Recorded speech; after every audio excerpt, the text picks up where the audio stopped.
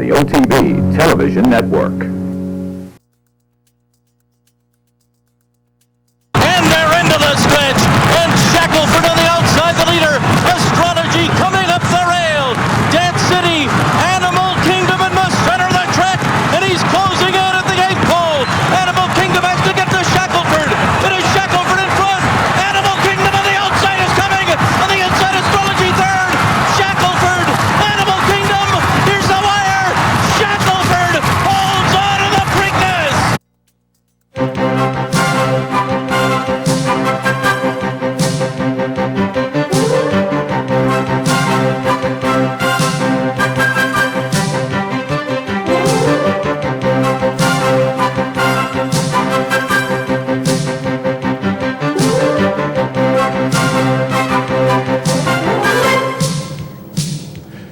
Good morning, everyone, and welcome to Down the Stretch. Along with guest co-host Tim Wilkin of the Albany Times-Union, I'm Mark CUSANO, welcoming you to the program.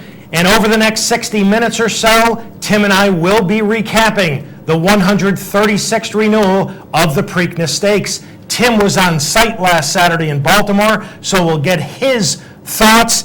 We will be joined by the winning trainer. He pulled the upset with Shackelford. Mr. Dale Romans will join us live via telephone, and we'll take a look at a pair of European stars making their 2011 debuts this past week, including the great Goldikova. So all of that and much, much more if you stay with us for this, our May 28th edition of the program, which is being sponsored by Parting Glass Racing, by Whitehall Stable, and by Bloodlines Racing. And again, good morning, welcome as we kick off this Memorial Day holiday weekend, and we welcome in, as we begin our a number of shows featuring guest co-hosts, we welcome in Mr. Tim Wilkin of the Albany Times-Union. Nice to see you again. Hey, Mark, good to see you. Are we going to have enough time to do all this stuff today? Yeah, we'll figure that out.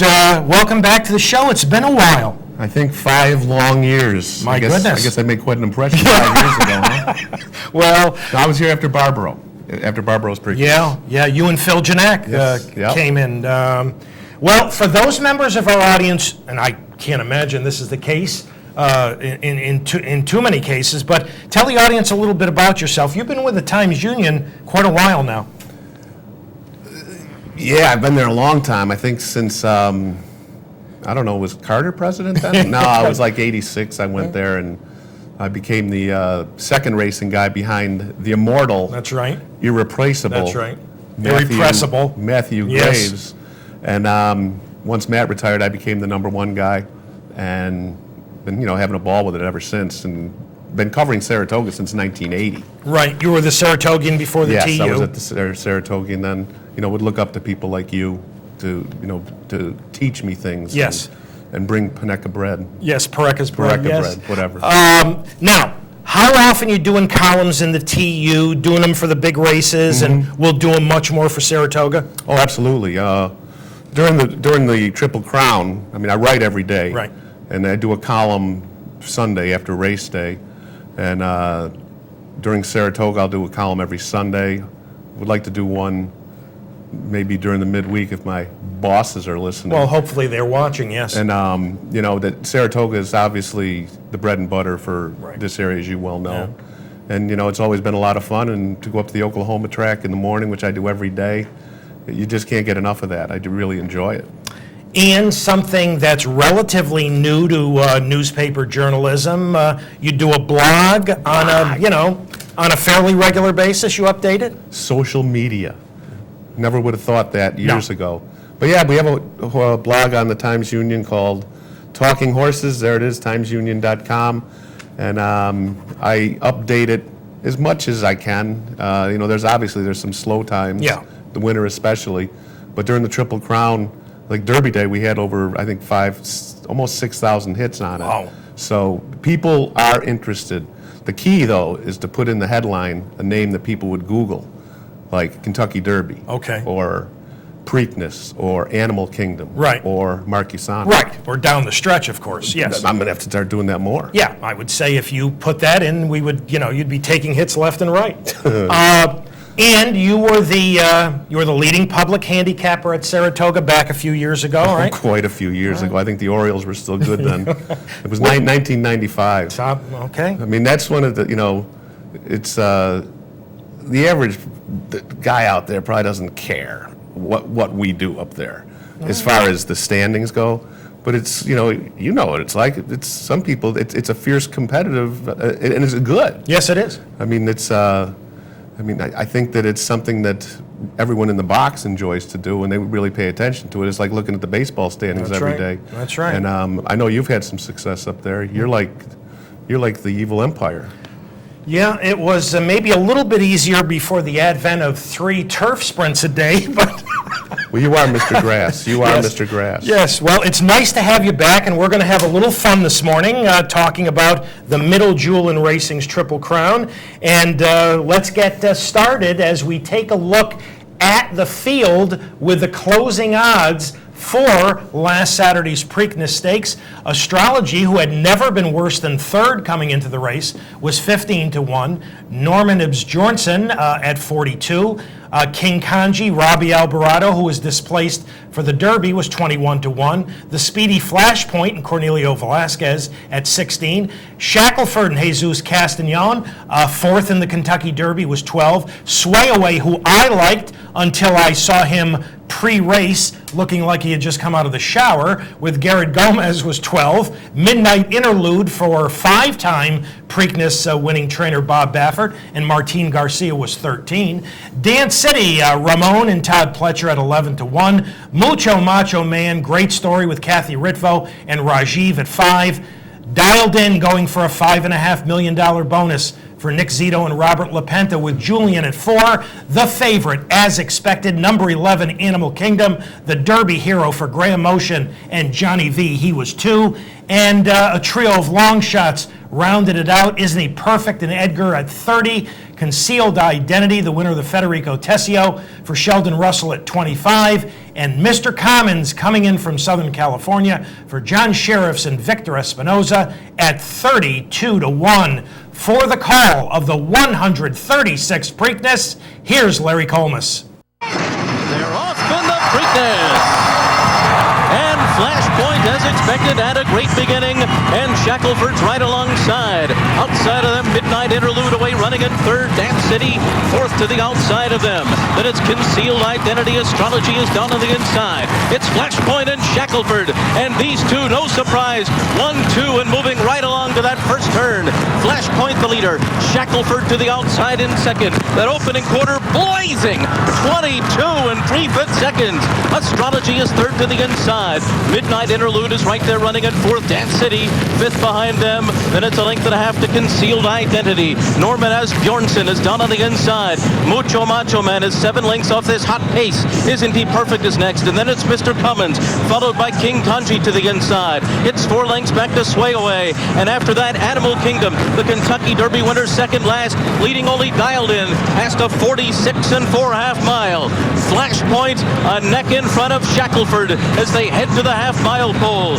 Midnight Interlude is 2 lengths off of them. Astrology is fourth, down on the inside. Then it's Dance City running in fifth, followed between horses as they move into the far turn by Norman Bjornsson. Then it's King Kanji down on the inside. Mucho Macho Man is next. Animal Kingdom is beginning to move now, but he still has 7 lengths to make up. Dialed In is also making some progress. It's Shackelford who will be the first one to turn for home. 3/4 went in 12th, flat, and they're into the stretch. And Shackelford on the outside, the leader. Astrology coming up the rail.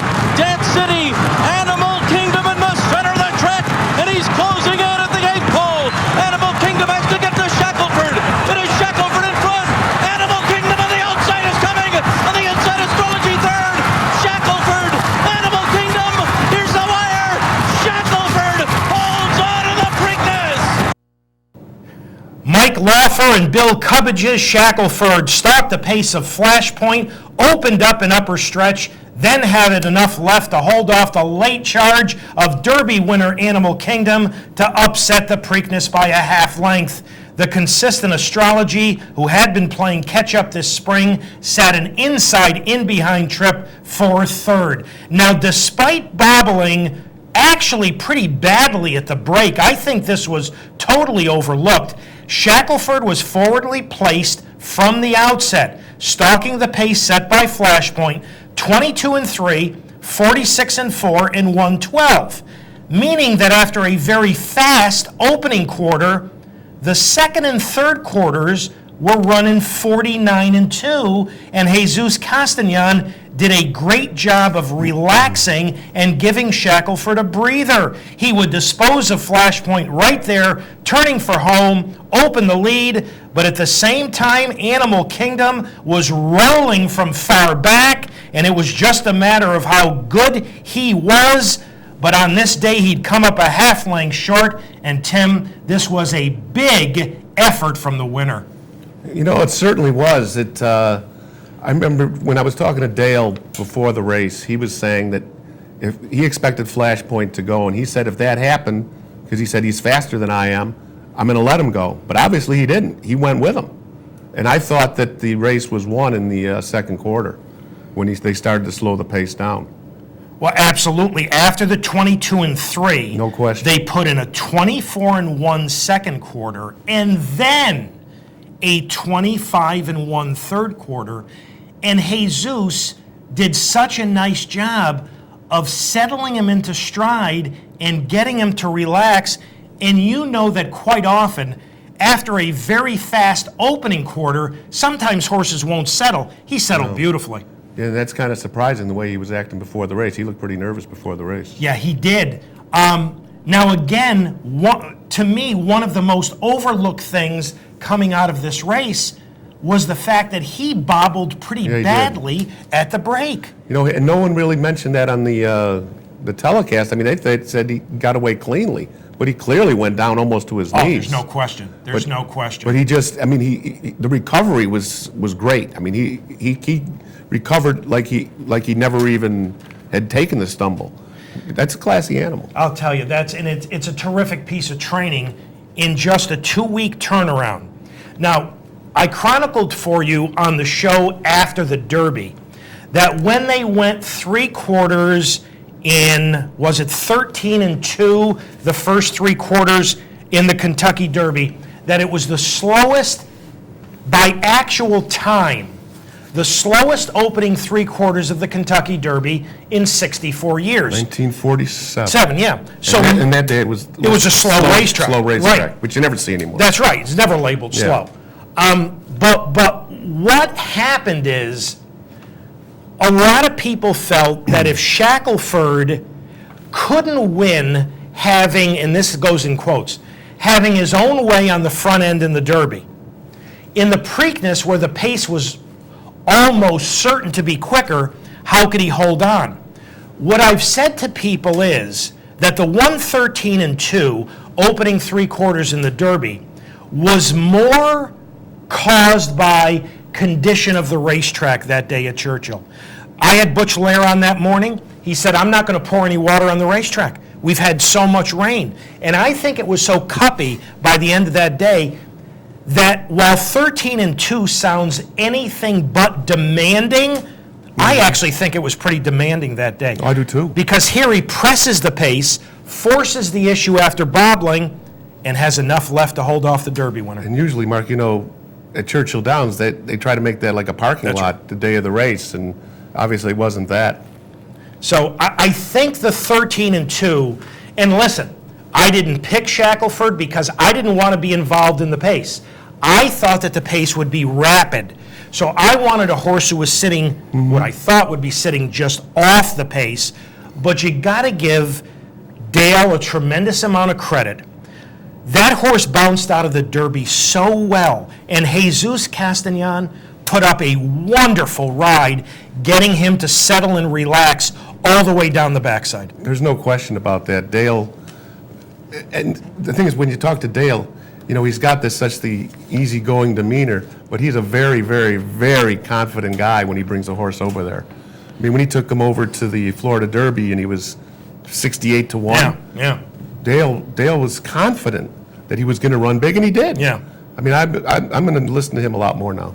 Well, listen, he doesn't get the multi-million-dollar No, babies. no. You're not going to find those in his barn. But if we think back to last year's Triple Crown, he was heavily involved in all the races. He was. Patio Prado ran very well in the slop. Derby. And then First Dude ran extremely well in both the Preakness and the Belmont Stakes. So, Dale came very close last year and finally gets over the hump. What did you think of this horse's chances going in? In the Preakness? Yeah. I thought he could hit the board, but I didn't use him. I really was sold on Mucho Macho Man, and he threw a shoe again for the second time in a major race this year. He didn't run his normal race. I gave Dan City a chance, although when they brought Dan City over to the paddock, they saddled him inside, and he was nuttier than a fruitcake going in there. He was really bothered, so I knew I was in trouble there, although he didn't run that bad. And Animal Kingdom, I had to use him too.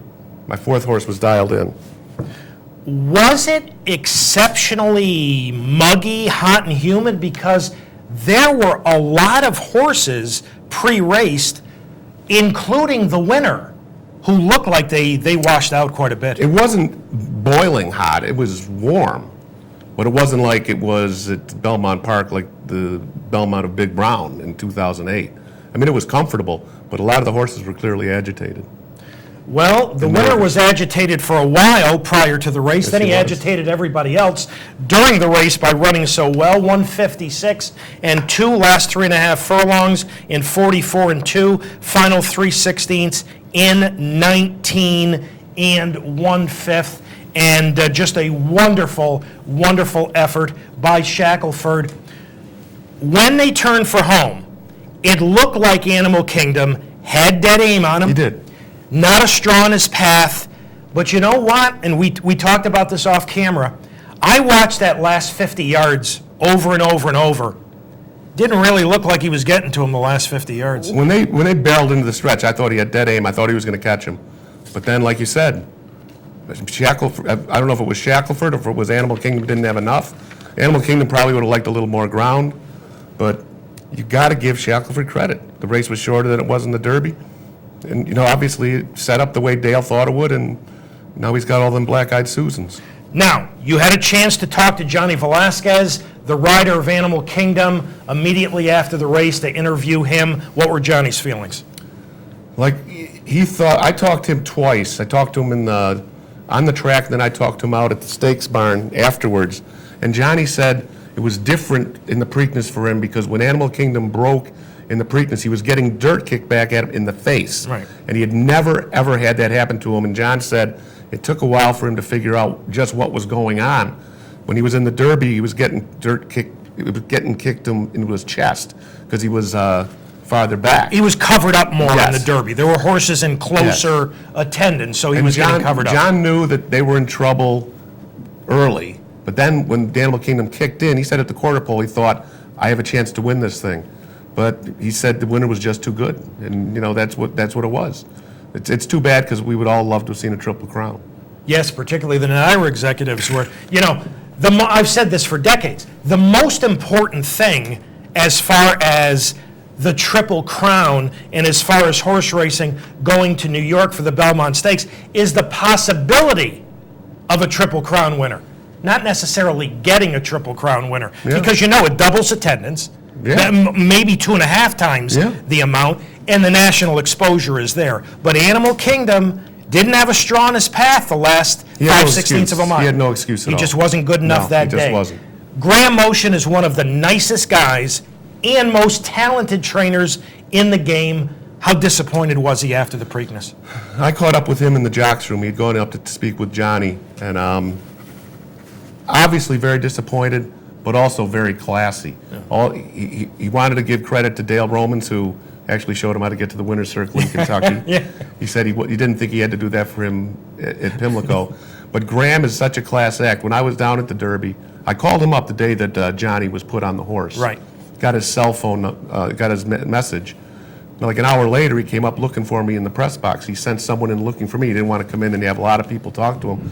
Went out and talked to him on the roof. That should have been my cue to pick him, but I didn't.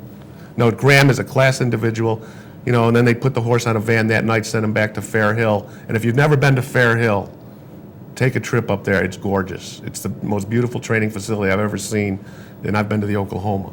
But Graham, just a class act through the whole thing. He accommodated everybody through the whole process, Derby weekend to the Preakness.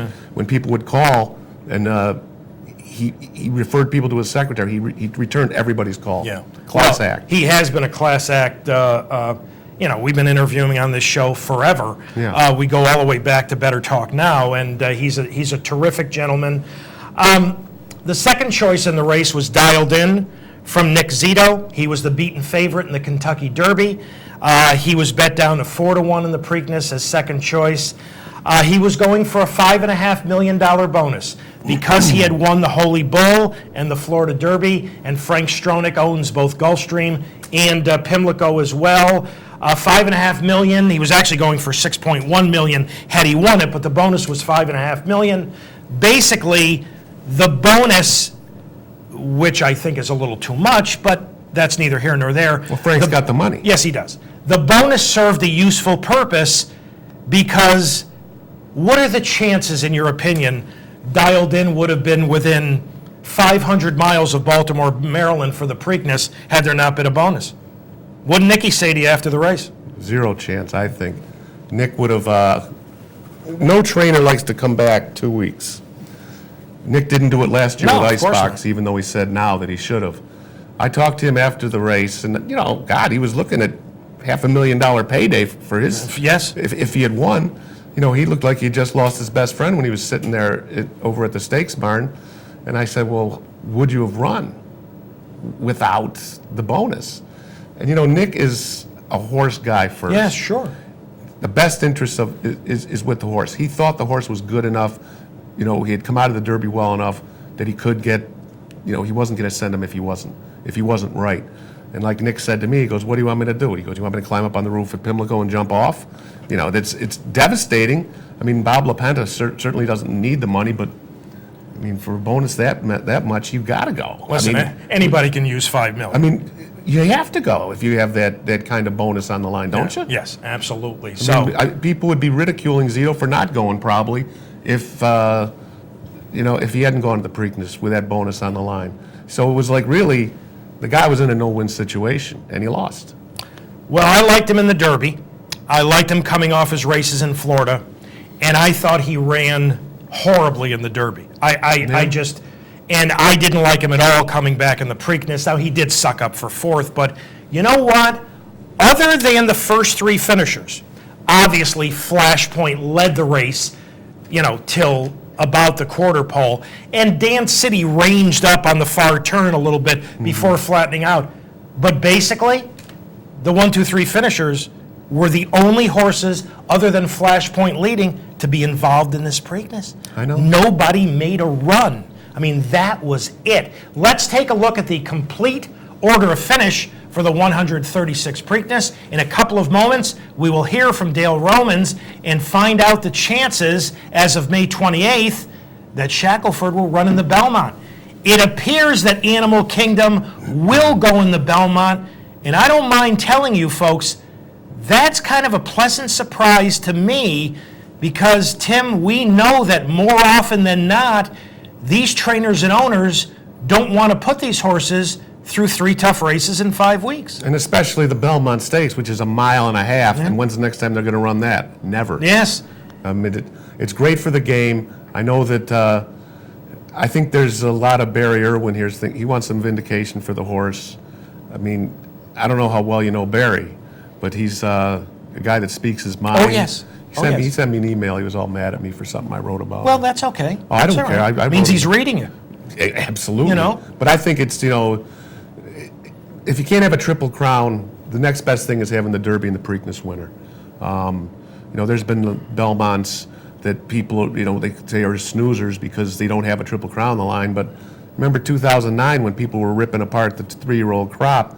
And Summer Bird came along, won the Belmont, then he won the Travers, Yeah. then he won the Jockey Club right. Gold Cup. Yeah. I mean, he turned out to be a pretty nice horse. Yes, absolutely. I mean, I know that people are starting to crush this group a little bit because I think the Preakness final time, if I'm not mistaken, was like one of Yeah, the slowest in yeah. like 18 years. Yeah. But, you know, you can't, I still think this group has some potential. I still think Animal Kingdom's a marvelous horse. He is. He's a wonderful horse And, who can obviously not only handle dirt, but he can handle turf and synthetic as well. And you don't get too many horses who can handle all three surfaces. No, and the Belmont will be an interesting race because you're going to have close to a full field. It'd be a phenomenal betting race. I mean, I think that NYRA executives should be, you know, disappointed they don't have the Triple Crown on the line, but, you know, they got the next best thing. Yeah. I don't think Charlie Hayward's going to be crying too much, although I couldn't get a hold of him on Saturday, so he must have been crying in his crab Well, cakes. you know, it is the difference between getting 100,000 or 105,000 and now hoping that you get 45 to 50. Well, but but- you know, it's going to be a competitive race, a good-sized field. Mm-hmm. And again, we'll find out after the break Shackelford's status, but it is a little bit surprising to me, or will be a little bit surprising, if both these horses contest all three Triple Crown races without a Triple Crown on the line. It really will. That's the way things are in this era. It makes for a good rivalry, and if they both run well in the Belmont, you know, Saratoga could be kind of special Well. with those two. And don't forget a horse named Uncle Mo. Yes, if we ever get him back, certainly. Yes, if he comes back, it'll be wonderful. Well, when we come back, it's going to be wonderful because Dale Romans, the winning trainer of the Preakness, will be joining us. So Tim and I will be back with Dale Romans right after these messages.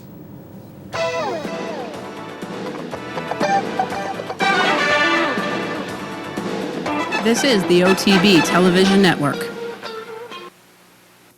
What's better than picking the winner? How about owning the winner? With Saratoga's original racing partnership, Parting Glass Racing. Our partnerships are surprisingly affordable, offering minimum risk, maximum purchasing power, and the unparalleled expertise of a superior management team. A team of proven winners. Join Saratoga's original racing partnership. Call 877-RACE-WIN. That's 877-722-3946. Or visit partingglassracing.com. Whether your horse runs like a champion or an also-ran, it takes money to own a thoroughbred. Bloodlines Racing brings owners together, spreading out the costs and risks associated with being a player in the sport of kings. Bloodlines breeds and races horses with elite pedigrees for a better chance to produce stakes horses, champion horses, world-class horses. At Bloodlines Racing Partnerships, we're about quality, not quantity, and you can be too. For more information, visit bloodlinesracing.com.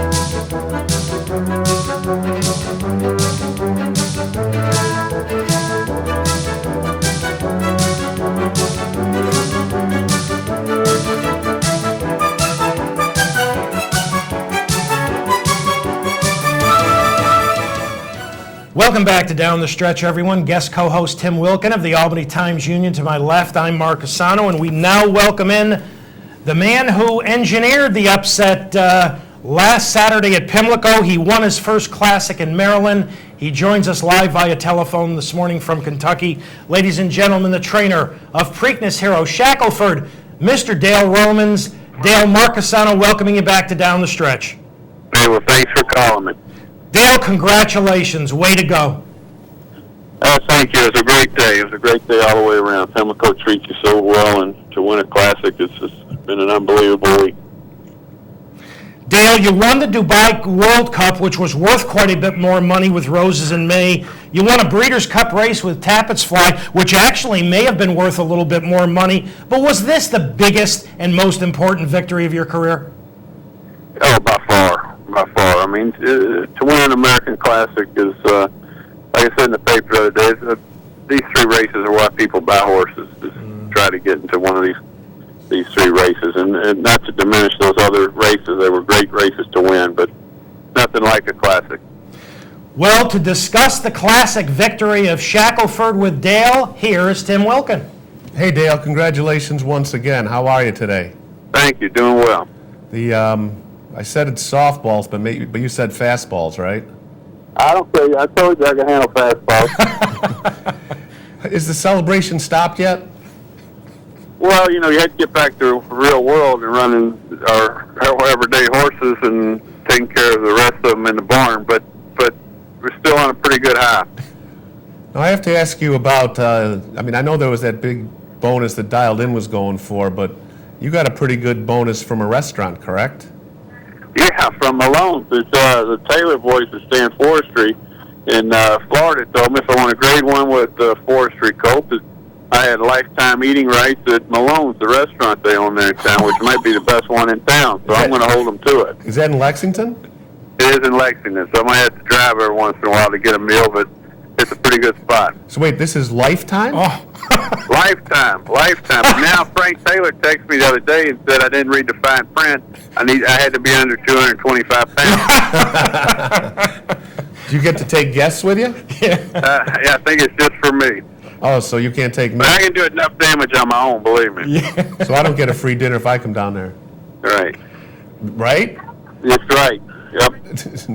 Hey, the media really appreciated the fact that you brought coffee from Starbucks the day after the race. You didn't have to do that. No, the media's always been good to me, so I didn't mind bringing it to them. I needed a coffee that morning. It was kind of a rough morning. What did you do the night of the Preakness?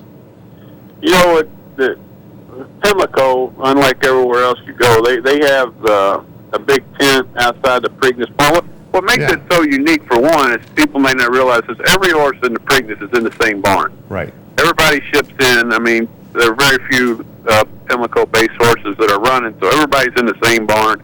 They put a nice hospitality tent at the end of the barn. They feed the grooms in the mornings. They have crab bowls for them in the afternoons. And then the night of the Preakness, they have an open bar and just everybody's back at the barn. And it's very secure because they got enough police around the horses and stuff, but it's a really good time. All the press, all the trainers, all the owners, all the jockeys. And so we stayed there until about 10 o'clock and then went back to the Cross Keys Hotel where most people were staying. And the last four standing were myself, P.J. Campo, the racing secretary at Belmont, and the head of Dan, the head of, I guess he's the head of publicity at Belmont.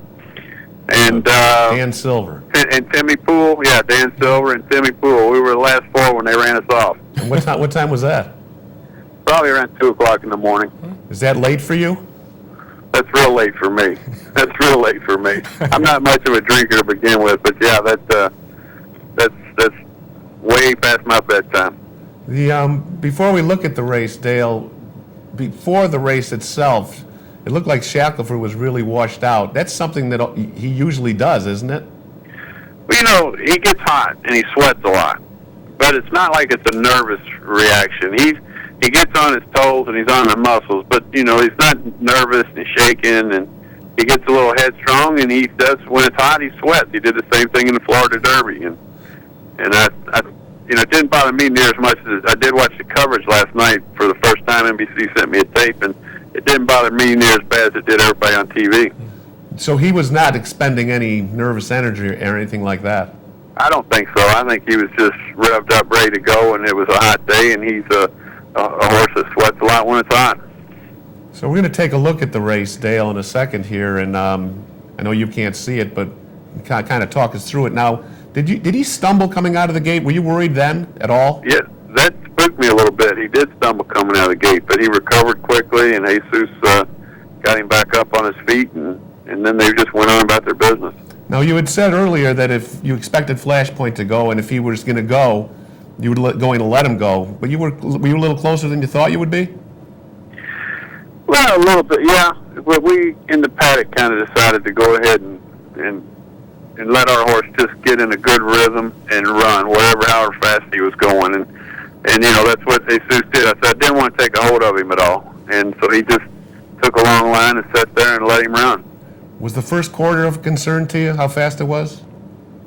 You know, I was watching the horses run and really not even paying that much attention. I didn't realize how fast the first quarter was, I don't think, till after the race. But, you know, when they're going that fast and they really didn't string out, it wasn't like the two of us opened up 10 on the field and went in 22. Mm-hmm. Everybody was going fast. A lot of people thought that the race was won in the second quarter. You agree with that? Yeah, I think that he did a good job of getting it to slow down in the second quarter. And then when Flashpoint dropped off of us, I think it really blew our horse's heart up. I think he started feeling good about himself at that point. Now we're looking at they're coming into the far turn. Were you looking for Animal Kingdom?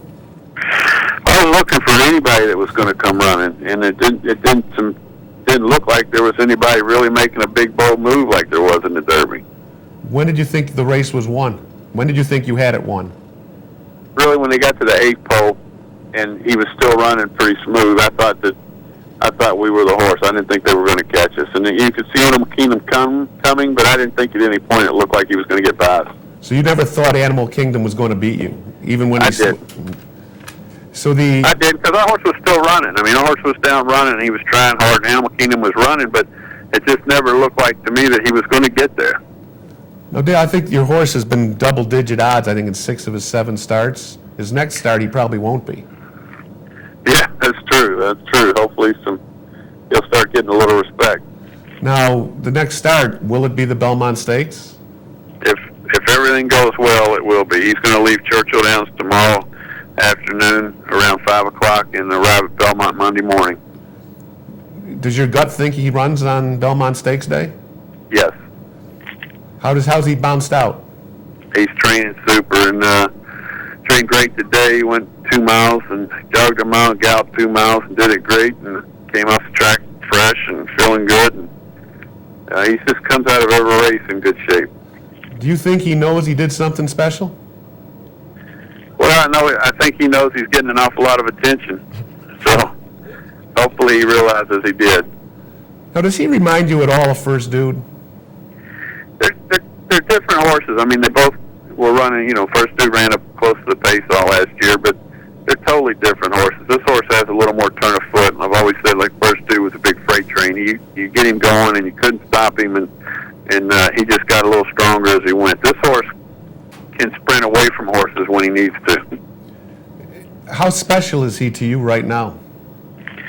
Oh, he's the big horse in the barn now. I mean, he's very special to win the Classic for me like he did, and he tries hard every time. Dale, what is your opinion of the 3-year-old group right now?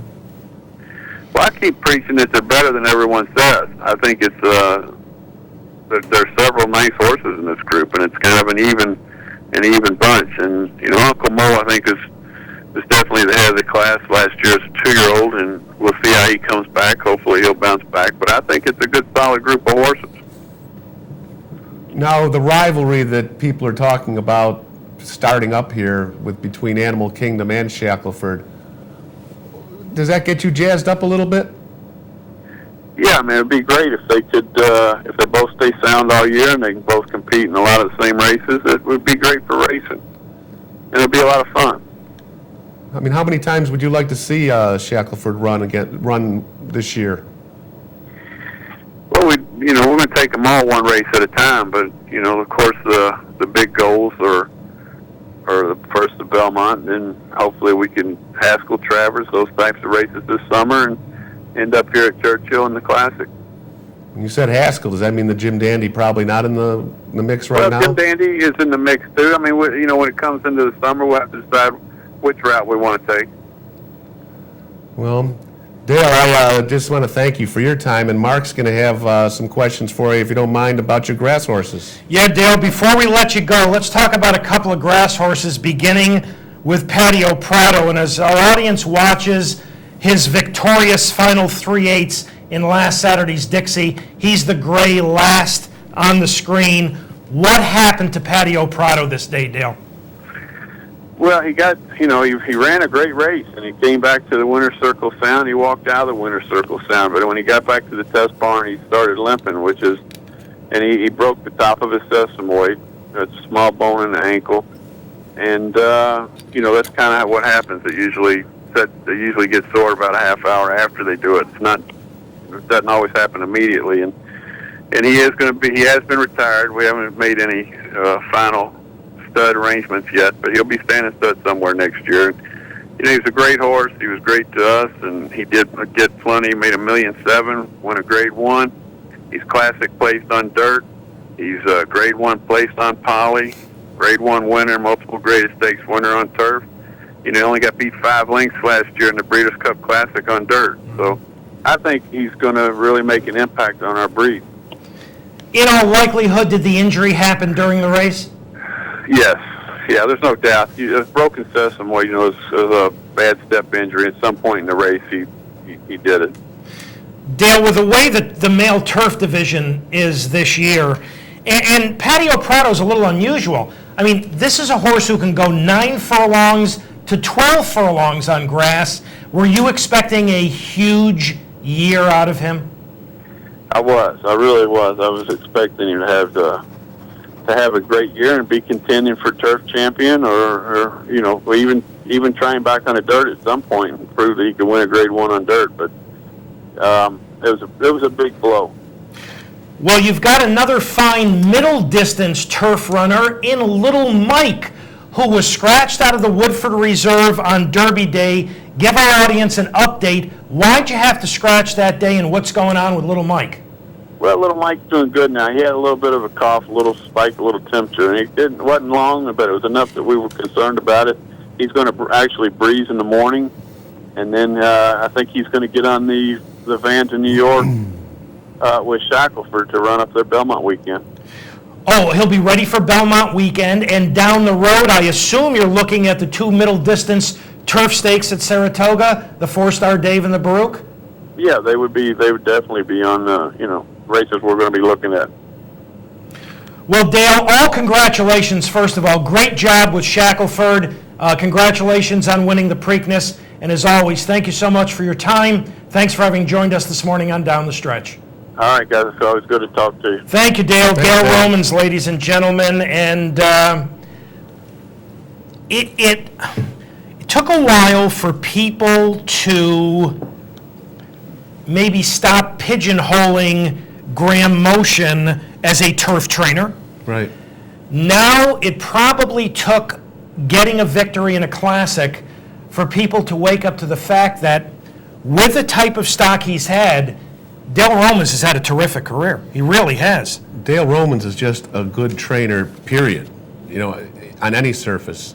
This guy, and he's such a laid-back guy. I mean, you're not going to see him get into the barn at 4 in the morning, 5 in the morning. No. He pulls in 8:30, and then it's right to work. I mean, he's like a big bear. He comes down from the cave and just starts doing his business, and he does it, methodically, and you don't see him running around. You see him in the golf cart a lot up at Saratoga. I know he likes the kitchen up there. And lifetime grazing rights at Malone's in Lexington. I don't know, if the folks who have forestry quite realized when they made him that offer, that might have been bigger than the bonus that Zito had if Dialed In had won. Those people at Malone's better go out and find some more cows, because Dale likes to eat, he loves steak, and he's going to take full advantage of that. He's going to spend a lot of money in gas going from Louisville to Lexington. I'm going to try to get down there, see if he'll take me, even though I doubt it. And he can train. Congratulations Yes, he to can. Dale Romans, and thanks again for having joined us. And we want to thank one of this morning's sponsors, Bloodlines Racing. You can visit them on the web at bloodlinesracing.com, or you can call them at 802-436-2159. And we are up to our final break on this May 28th edition of the program. Thank you so much for having joined us. When Tim and I return, we're going to take a look at a trio of stakes races. Two of them happen to be across the Atlantic, and that might give you an idea at this point in the racing season, other than the Triple Crown, where most of the strength lies. So Tim and I will be back to wrap things up right after these messages.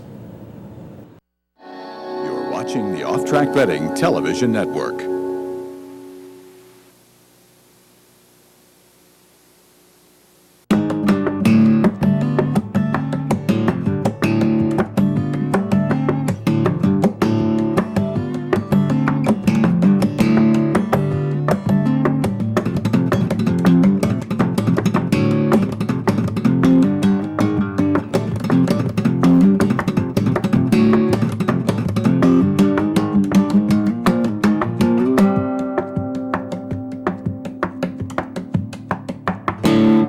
What's better than picking the winner? How about owning the winner? With Saratoga's original racing partnership, Parting Glass Racing. Our partnerships are surprisingly affordable, offering minimum risk, maximum purchasing power, and the unparalleled expertise of a superior management team. A team of proven winners. Join Saratoga's original racing partnership. Call 877-RACE-WIN. That's 877-722-3946. Or visit partingglassracing.com. Whether your horse runs like a champion or an also-ran, it takes money to own a thoroughbred.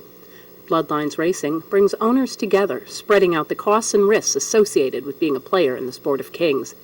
Bloodlines breeds and races horses with elite pedigrees for a better chance to produce stakes horses, champion horses, world-class horses. At Bloodlines Racing Partnerships, we're about quality, not quantity, and you can be too. For more information, visit bloodlinesracing.com. This portion of the program brought to you by Capital Bets. For more information, go to capitalotb.com.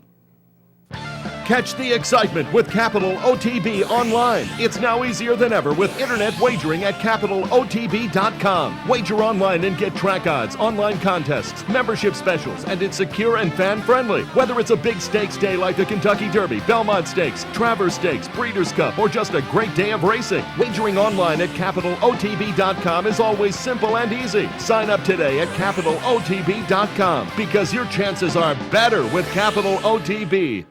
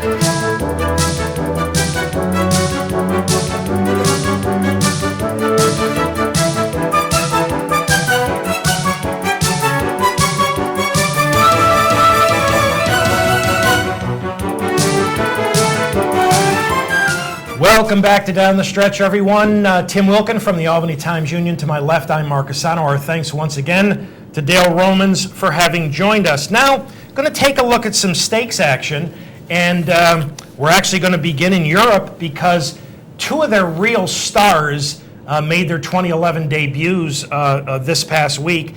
And we'll begin with the great Goldikova, now 6 years of age, making her first start since winning her third straight Breeders' Cup Mile last November at Churchill. This is the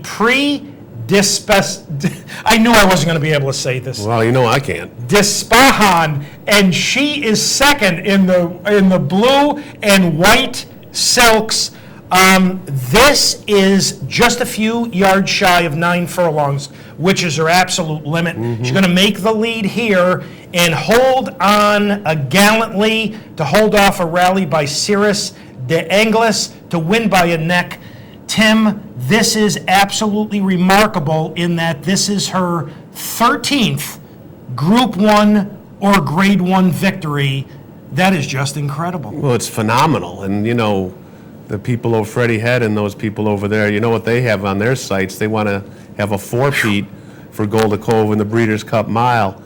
I mean, she's a marvelous equine machine. And, you know, I know a lot of people here got really, really, really attached to Zenyatta. Yes. But, you know, you look at what this animal has done and what if she does that again this year, I mean, she should be Horse of the Year.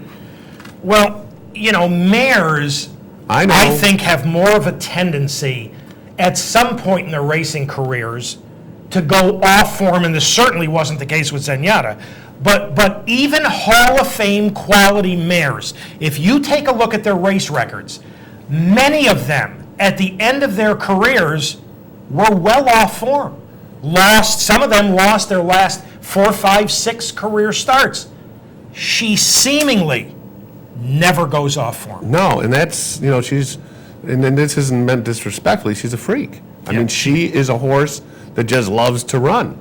And, you know, and I hope she stays together. I'd love to see her go down to Churchill Downs in November and go for that. That would be the story of the Breeders' Cup. Oh, well, it's been the story of the Breeders' Cup. And, you know, with our American Turf division, which is not good, let me give you an example.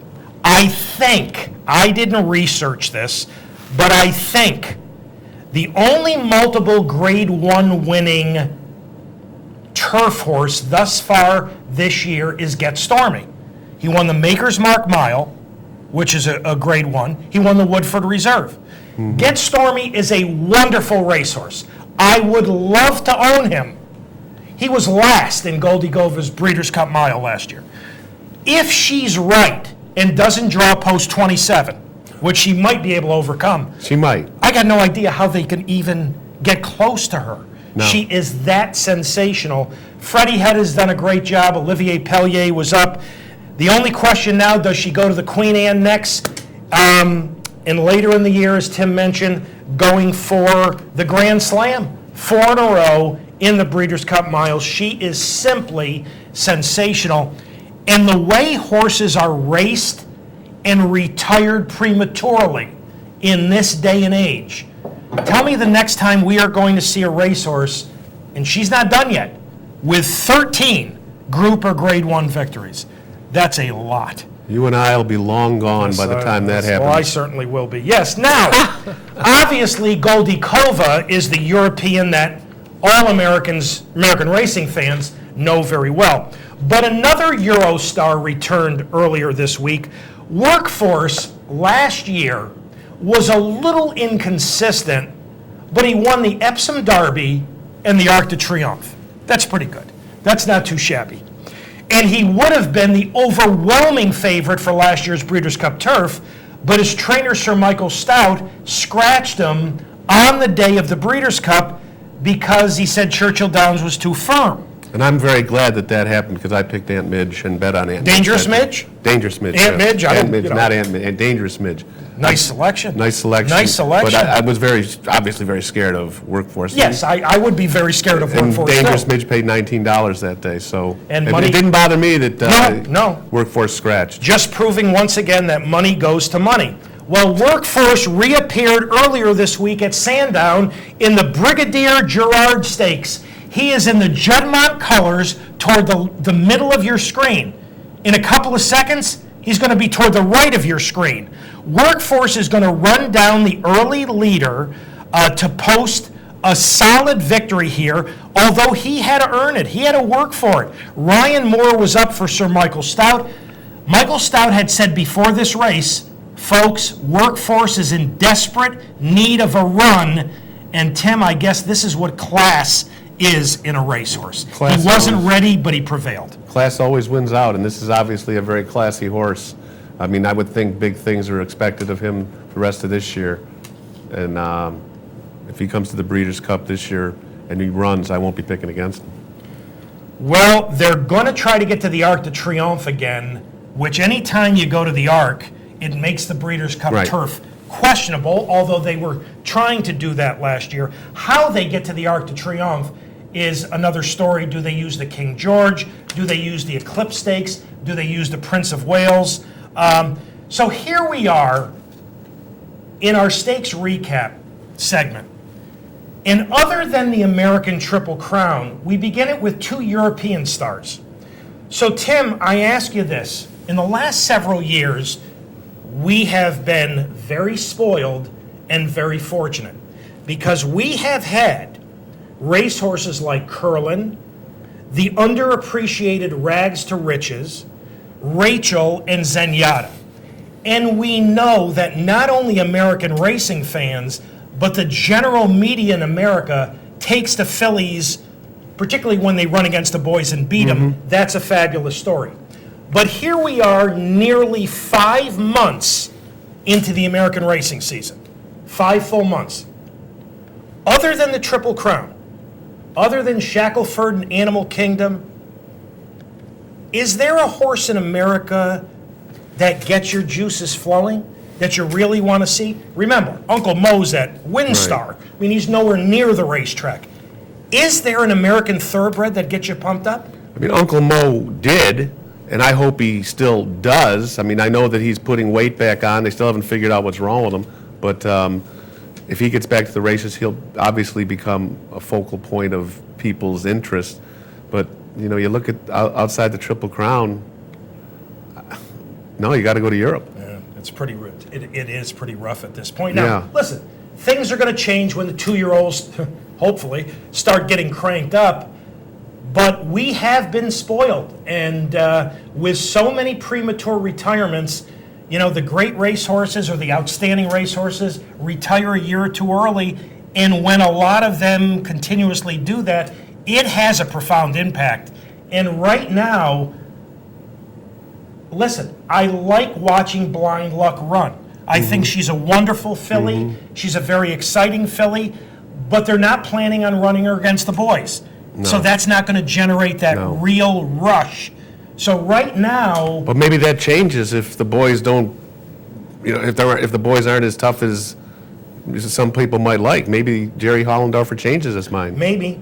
And she might have an easier time than running against Havre de Grace and those mares. So right now it's kind of an interesting time here in America.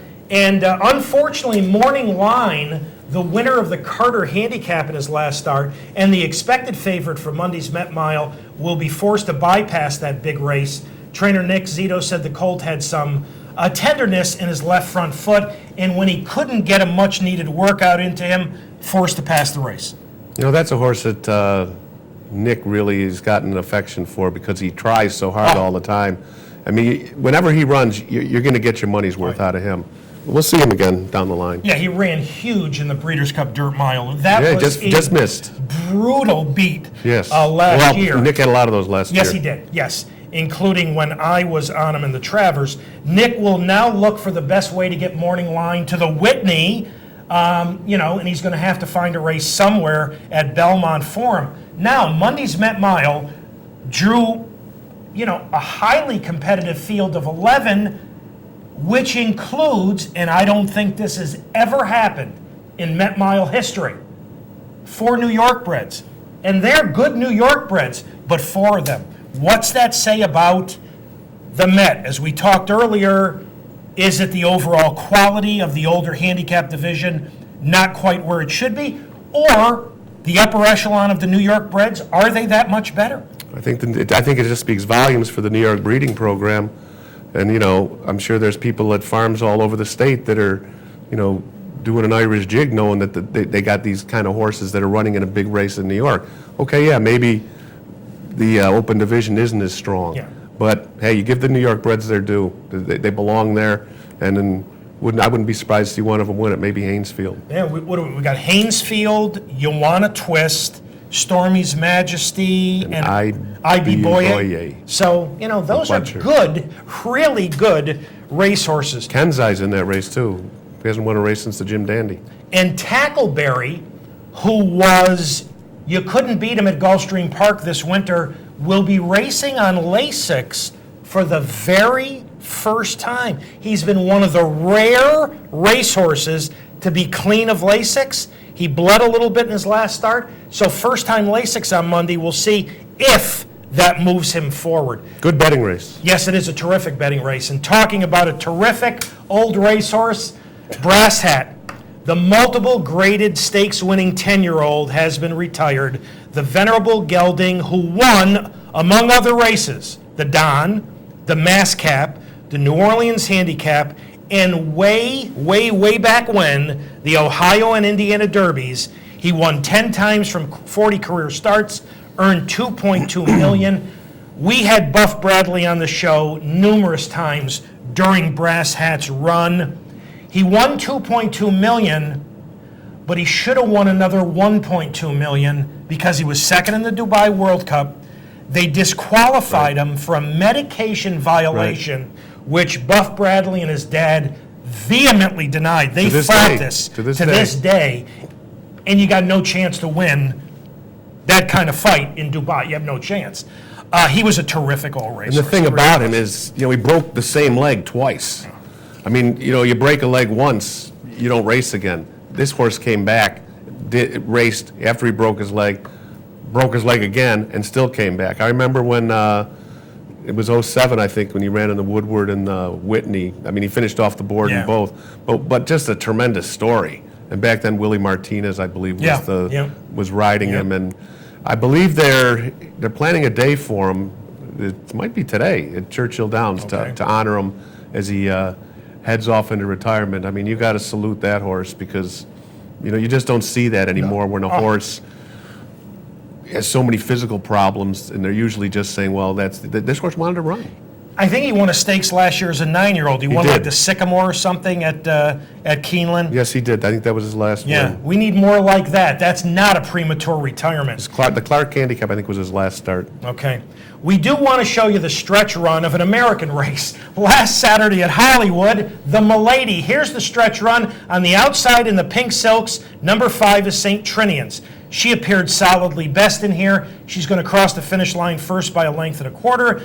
The only problem, under Joe Talamo's right-handed stick, she's going to drift in, causing interference. She's going to be DQ'd and placed 4th. The stewards ruled that she cost She's Cheeky a better placing, so she was DQ'd. Trainer Mike Mitchell very, very, very unhappy, as you might imagine, and Joe Talamo will lose that mount, and that's a cash cow. Because without Zenyatta, you put St. Trinian's in a synthetic race, she's going to be even money every time against those horses. Joe, that's a tough one to lose. Say it ain't so, That's Joe. right, Joe. Put the stick in your left hand if you're going to use it. He's young, though. Yes, he is. Yes, he is. And he's very talented. Yes, he is. Got an email this past week. On last week's Preakness Day show, one of the Preaknesses of the past that I showed was the 73 Preakness and Secretariat making that unbelievable run around the first turn. And the comment I made was, when I was watching that live, I remember like it was yesterday and not 38 years ago, my first reaction when Secretariat made that incredible run around the first turn was, Ronnie, and that's meaning Ron Turcotte, Secretariat's rider, Ronnie, what in the world are you doing? And I think Lucian Lauren actually had the same reaction that I had. Well, got an email from Pat saying, hey, Mark, after watching the show last Saturday, went back and watched that video a number of times. Pat was totally convinced that Secretariat made that move on his own. And you know what, Pat? I talked to Ron Turcotte, interviewed him a number of times, and I do remember speaking to him about that move. I don't remember to the word verbatim what Ronnie said, But I think what he basically said was, I moved my hands because I was trying to get Secretariat into a position. And he just took off with me, and he made that run. Ecolatage, who was the leader going around the first turn, I believe the Pimlico Press Department got a quote from Ecolatage after the race saying, "What the hell was that?" when Secretariat went by him on the backstretch like he was tied to a post. But Pat, you're right. Ronnie never really asked for anything, but your initial reaction watching the race live is, what in the world are you doing? Because you don't see moves like that win. Secretariat wasn't a bad little horse. No, he was okay. Yeah. He was pretty good. Yeah. Thank you, Pat. For those of you who would like to correspond with us here at Down the Stretch, here are the ways in which you can do that. Through the United States Postal Service, Down the Stretch. Capital District OTB 510 Smith, Schenectady 12305, or electronically at viewermail@capitalotb.com. This is probably a good time to let you know that in case you missed any of the beginning of this morning's show is going to be re-aired on Monday morning, Memorial Day, at 10 o'clock. So if you missed a recap of the Preakness or any of the Dale Romans interview from earlier on in the show, you can catch it Monday at 10 o'clock. So I assume when management found out that you were going to be on the show, that they would want to run this, replay as many times as they possibly could. Residuals, right? Yes, residuals, yes. I'll let you know. Stakes, good stakes weekend. Today, the Sheepshead Bay, only a field of 7. When I say only, it's a grass race. You would hope for more than that. Christophe Clement's got 3, and Patrick Biancone's got 2. They got 5 of the 7 in the Sheepshead Bay. The Louisville Handicap at Churchill, Kirtana, goes against the boys at 1.5 miles. The American Handicap at Hollywood, these are all grass races. Sydney's Candy goes against the usual QT. That's only a field of 7. Tomorrow, here in New York, the Kingston and the Mount Vernon. Those are New York bred grass races. They drew 8 and 7, respectively. What's going on? Where are the horses? What are they waiting for? I was going to say in the old days. When you card a New York bred grass stakes, I don't care if it's for the girls or the boys, you got to expect more than 8 and 7. Yeah, where are they? Yeah, where are the horses? I have no idea. But and then Monday, of course, the Met Mile, very competitive field of 11. The Sands Point, where we get to see Winter Memories face 6 rivals, and a big day at Lone Star on Monday. So lots of stakes action coming up this weekend. Want to thank, first of all, our sponsors this morning. Want to thank Parting Glass Racing. You can visit them on the web at partingglassracing.com. Whitehall Stable, Jim Pippo and the folks at Whitehall, whitehallstable.com. And from Vermont, Bloodlines Racing, and you can visit them on the web at bloodlinesracing.com. Want to thank all the folks who helped get this week's show on the air. Pat Peretta directed, Dan Hayes and Pete Persico, our associate producer, Julie Hoxie, and a special thanks to this morning's very special guest, Mr. Dale Romans, and special thanks to our guest co-host, Tim Wilkin of the Albany Times-Union. You have a little fun this morning? Yeah, it was good. Hope I didn't screw around or anything too much. Well, we'll watch the replay on Monday morning just to make certain, but I think you did awfully well. So I might get days.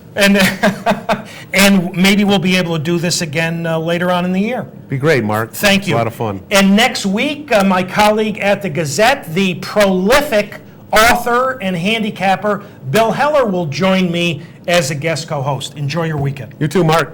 See you. Ladies and gentlemen, as always, thank you so very much for having joined us this morning on Down the Stretch. We appreciate it. Enjoy. Have a very safe Memorial Day holiday weekend. Enjoy all the racing action, coast to coast here at Capitol. Have a wonderful weekend and a terrific upcoming week. And from all of us here at Down the Stretch, we'll see you next week.